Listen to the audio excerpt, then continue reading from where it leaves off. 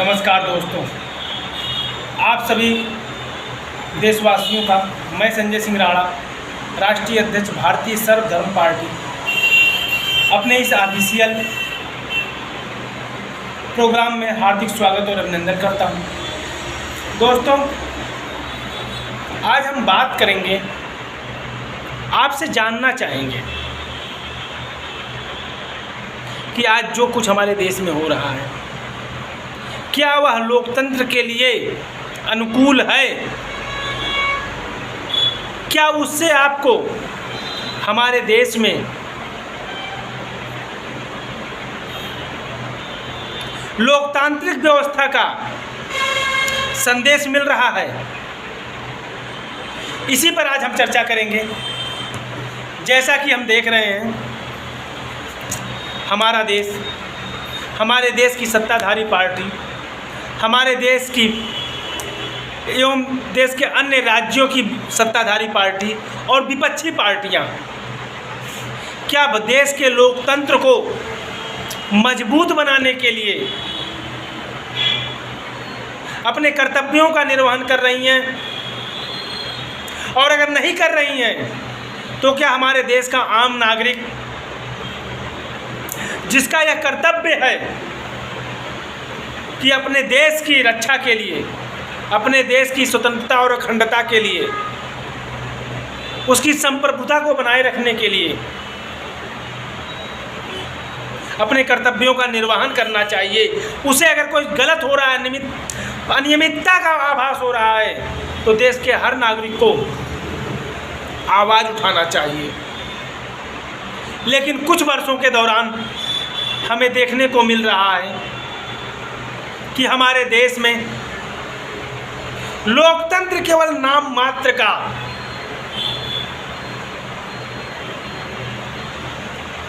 बनकर रह जा रहा है।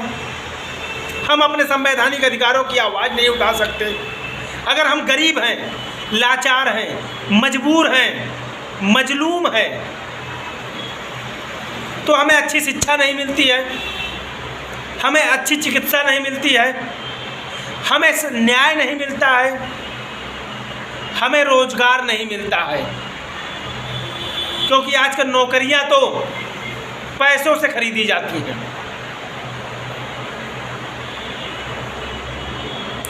तो दोस्तों, इन मुद्दों पर आपका यह छोटा भाई संजय सिंह राणा पिछले 10 वर्षों से सत्ताधारी पार्टी, विपक्ष, भ्रष्ट नौकरशाह, भ्रष्ट राजनेता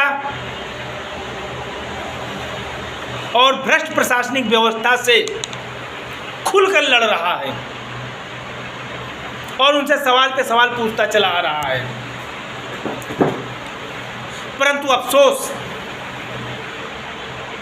अभी जो बात मैंने कही कि हमारे देश में गरीबों को, मजलूमों को, बेबसों को उनके अधिकार नहीं मिल रहे हैं, वही बात हम पर भी लागू हो रही है कि हमारे 10 वर्ष के इस संघर्ष के, खून पसीने की एक करके हमारे द्वारा जो संघर्ष किया गया, उसका फायदा आम नागरिकों को नहीं मिल सका, क्योंकि हमारे पास संसाधन नहीं है, हमारे पास लोग नहीं हैं, हमारे पास व्यवस्थाएं नहीं हैं, हमारे पास लग्जरी गाड़ियां नहीं हैं, गाड़ियों का काफिला नहीं है, लोगों का समूह नहीं है। इसीलिए मैं अकेला अपने चंद पार्टी कार्यकर्ताओं के साथ देश में लोकतंत्र को स्थापित कराने की लड़ाई लड़ रहा हूं। लेकिन आप देख रहे हैं, जिस देश में 40 साल तक राज करने वाली कांग्रेस पार्टी आवाज नहीं उठा पा रही है,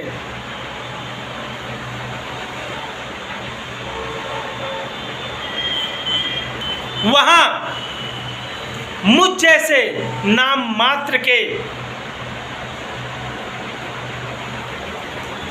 तुच्छ इंसान की औकात ही क्या है।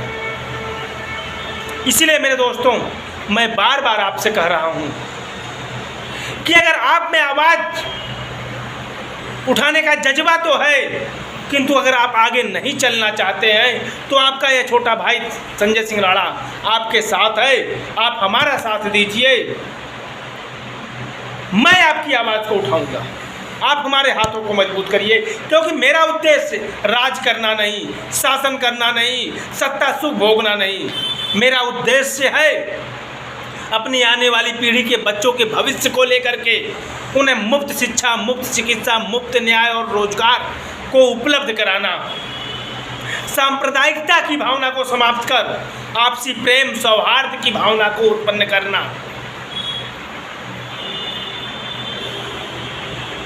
यह हमारा उद्देश्य है और इसी उद्देश्य को लेकर के मैं संघर्ष कर रहा हूँ।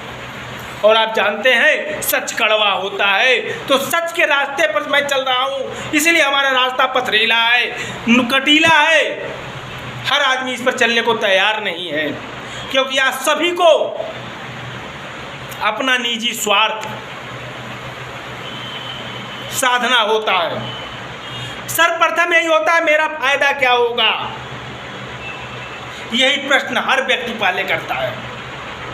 जब अपना फायदा, अपना स्वार्थ जहां पर आ गया, वहां हम देश सेवा कर ही नहीं सकते हैं।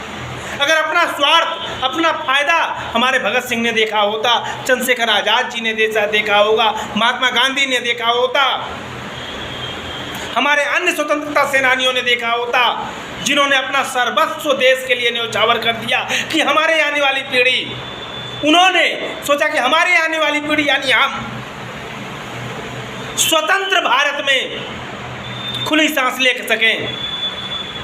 अगर ऐसा उन्होंने सोचा होता कि अपना स्वार्थ सोचा होता, तो क्या हम स्वतंत्र भारत में खुली सांस ले रहे होते? नहीं मेरे दोस्तों, नहीं। इसीलिए मेरे भाइयों, मैं पिछले 10 वर्षों से, क्योंकि ऐसा मैं इसलिए कर रहा हूं क्योंकि मैं देख रहा हूं किस प्रकार यह चंद राजनीतिक पार्टियां, सत्ताधारी पार्टियां जो राजनीति में सत्ता में पहुंच रही हैं, अपने लोगों को केवल सिर्फ और सिर्फ अपने लोगों को फायदा पहुंचाने के लिए शिक्षा का व्यवसायीकरण करती चली जा रही हैं, चिकित्सा का व्यवसायीकरण चलती चली जा रही हैं, न्यायपालिका का भी व्यवसायीकरण करती चली जा रही है। रोजगार की तो बात ही छोड़ दीजिए, रोजगार तो हमारे देश में है ही नहीं। तो मैं देख रहा हूं कि यह जो कुछ हम झेल रहे हैं, हमारे आने वाली पीढ़ी न झेले। और ऐसा तभी होगा जब हम अपने बच्चों के भविष्य के लिए कुछ परिश्रम करेंगे, कुछ नया करेंगे, रास्ते बनाएंगे।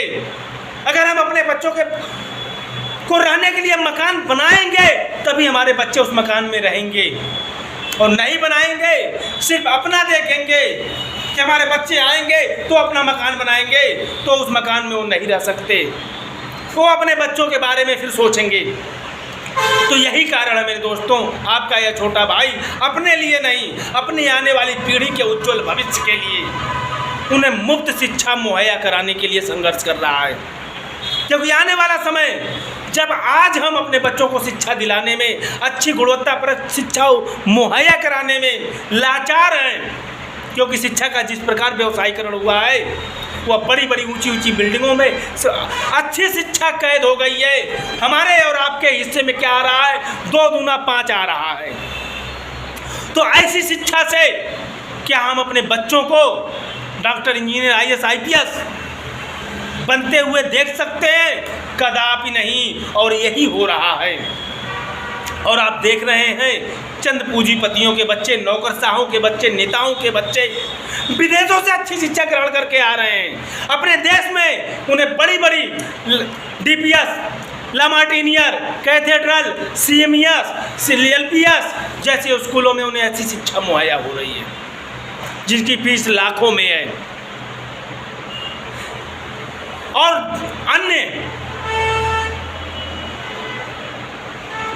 जो उसके बाद संसाधन उनमें मुहैया कराने पड़ते हैं, वह भी हम लेने में लाचार हैं। जैसे ड्रेस, कापी, किताब, फीस, उनके एनुअल फीस, उनके अन्य खर्चों को वहन करने में भी हम लाचार हैं।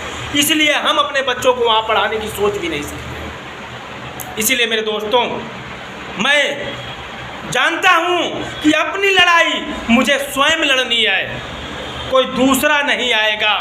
तो इसीलिए मेरे दोस्तों, हमें अपने दिमाग से यह मिथ्या निकालनी होगी, यह वहम निकालना होगा कि भगत सिंह तो पैदा हो लेकिन हमारे घर में नहीं, पड़ोसी के घर में पैदा हो। नहीं, तब हम कुछ नहीं कर सकते मेरे दोस्तों। अगर हमारी और आपकी यही सोच रही, हमारी सोच, हमें अपनी सोच बदलनी होगी। हमें अपनी सोच यह करनी होगी कि भगत सिंह पैदा हो और वो भी हमारे ही घर में पैदा हो, क्योंकि हमें अपनी लड़ाई स्वयं लड़नी होगी। तब जाकर के हम अपने बच्चों को अच्छा माहौल दे पाएंगे, अच्छे संसाधन दे पाएंगे, अच्छी शिक्षा दे पाएंगे, अच्छी चिकित्सा दे पाएंगे, उन्हें रोजगार के अवसर उपलब्ध करा पाएंगे, उन्हें न्याय के अवसर उपलब्ध करा पाएंगे। क्योंकि यह तभी होगा जब हम अपनी लड़ाई स्वयं लड़ेंगे। क्योंकि यहाँ आप देख रहे हैं, जो भी है सब सिर्फ अपने से अधिक सोच ही नहीं रखता है। चाहे वो हमारा विधायक हो, चाहे सांसद हो, चाहे मंत्री हो, चाहे मुख्यमंत्री हो, चाहे पीएम हो, या हमारा ग्राम प्रधान ही क्यों ना हो, वो अपने तक ही अपनी सोच सीमित रखा है और वह सिर्फ और सिर्फ अपना बैंक बैलेंस बढ़ाने में लगा हुआ है। उदाहरण आपके सामने है, करोड़ों रुपए के बजट के बाद आखिर आपके क्षेत्र की स्थिति दयनीय क्यों रहती है? यही कारण है क्योंकि बजट का बंदरबाट हो जाता है, विकास के कार्य शून्य, कागज विकास के वहाँ पहुँच जाते हैं, बजट पास हो जाता है। क्योंकि हमाम में सभी नंगे हैं, मलाई खाने के लिए सभी एक है। जनता घुटने के लिए, पिसने के लिए, जय जयकार करने के लिए, दरी बिछाने के लिए, आंदोलन करने के लिए उनके पीछे सिर्फ काम आती है। और उन्होंने हमारी जो दुखती रक्त को पकड़ लिया है, सांप्रदायिकता का, हिंदू मुसलमान का, मंदिर मस्जिद का, वो समझ गए हैं हमें शिक्षा से मतलब नहीं है, हमें चिकित्सा से मतलब नहीं है, हमें रोजगार से मतलब नहीं है, हमें न्याय से मतलब नहीं है। हमें मतलब है तो मंदिर मस्जिद से, हमें अपने हिंदू होने पर गर्व है तो फला को अपने मुस्लिम होने पर गर्व है, तो फला को अपने सिख होने पर गर्व है, तो फला को ईसाई होने पर गर्व है, लेकिन हमें भारतीय होने पर गर्व नहीं है। यही हमारे पतन का कारण है। इसीलिए मेरे भाइयों, मैं संजय सिंह राणा आप सभी से हाथ जोड़कर प्रार्थना करता हूँ, यह जो भारतीय सर्वधर्म पार्टी का उदय हुआ है, सर्वधर्म अर्थात सभी धर्मों का, सभी भारतवासियों का, जहाँ न जाति, न धर्म, न ऊंचा न नीचा, न कोई अपना, न पराया, न अमीर, न गरीब, न छोटा, न बड़ा, जैसी कोई भावना किसी के अंदर नहीं है, ऐसी पार्टी आपके समक्ष आई है, अपनी झोली फैला करके आपसे आपका साथ मांग रही है कि आप हमें अपना साथ दीजिए, हमें अपने सर आंखों पर बिठाइए, हमें मजबूती प्रदान करिए। हमारे इन जो हम अपना यह प्रोग्राम अभी सोशल मीडिया के माध्यम से चला रहे हैं, उसे आप प्रसार करने में, उसे जन जन तक पहुंचाने में, उसे हर गांव में कराने में हमारा साथ दीजिए कि मैं हर गांव, हर वार्ड, हर क्षेत्र, हर व्यक्ति से रूबरू हो सकूं, इस लायक मैं बनूं। तब जाकर के हमारा सपना साकार होगा मेरे दोस्तों, अन्यथा इसी प्रकार होता रहेगा। आप देख रहे हैं संसद में सांसदों को बेदखल कर दिया जा रहा है, प्रतिबंध लगा दिया जा रहा है बोलने से। मैं मानता हूं ये जो सांसद प्रतिबंधित किए गए हैं, निष्कासित किए गए हैं, निलंबित किए गए हैं, यह गलत आवाज उठा रहे थे। यह सिर्फ और सिर्फ सोनिया गांधी को लेकर के इनकी प्रतिक्रिया थी, इस पर निलंबित किए गए हैं। किंतु संसद में जो संसद सदस्य है उसे इस प्रकार निलंबन करना भी अन्याय है, तानाशाही है। क्योंकि आपने 10 दिन के लिए निलंबन किया, 15 दिन का अगर मानसून सत्र है तो जनता की आवाज़ उठे तो उठे कैसे। इसलिए मेरे दोस्तों, मैं हाथ जोड़कर प्रार्थना कर रहा हूँ, अपनी लड़ाई स्वयं लड़ने का बीड़ा उठाइए। जय हिंद, जय भारत।